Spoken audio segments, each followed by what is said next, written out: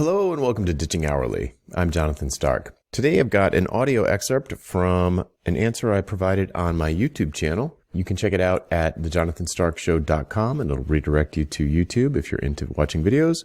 Otherwise, you can just listen to the audio here on the podcast. Enjoy. Hey, Jonathan here. I've got a question from ELB, or Elb, I guess, who asks, I've been stoked about choosing a vertical and sticking to it ever since I've watched your Pigeonhole Yourself talk. Now, even more excited with the new, for me, idea of a psychographic approach.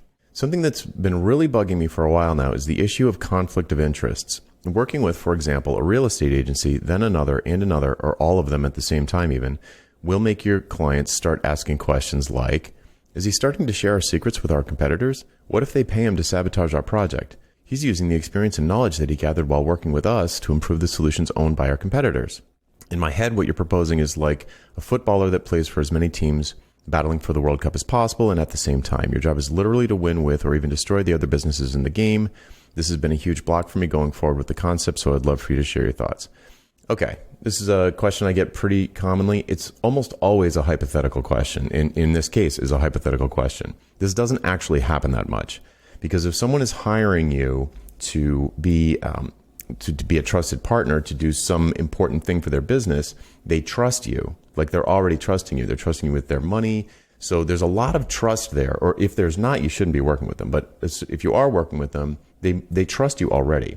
I don't think I have ever had any question like this, even from my most paranoid clients.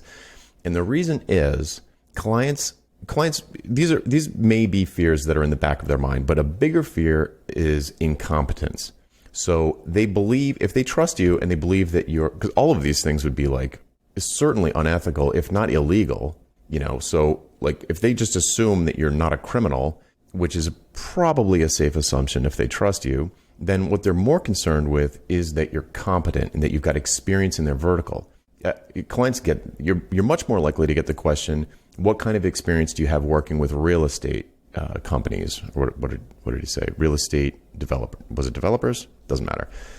So the point is, they love it when you have experience in their vertical already, because you speak their language, you understand the nuances of their business, you understand their specific concerns.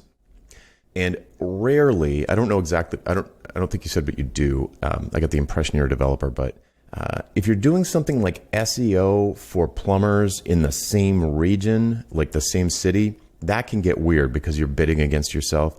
But if you're consultative in nature, or there's like a regional distribution, or there's even the slightest difference in differentiator between one real estate agency and another real estate agency, or they're in completely different towns, then there's just, the problem doesn't happen that much.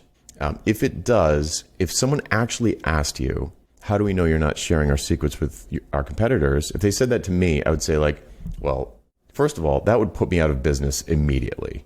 Second of all, if you don't trust me, we can't work together, because you're going to have to trust me quite a bit to take my advice on these things that I'm going to insist that you do.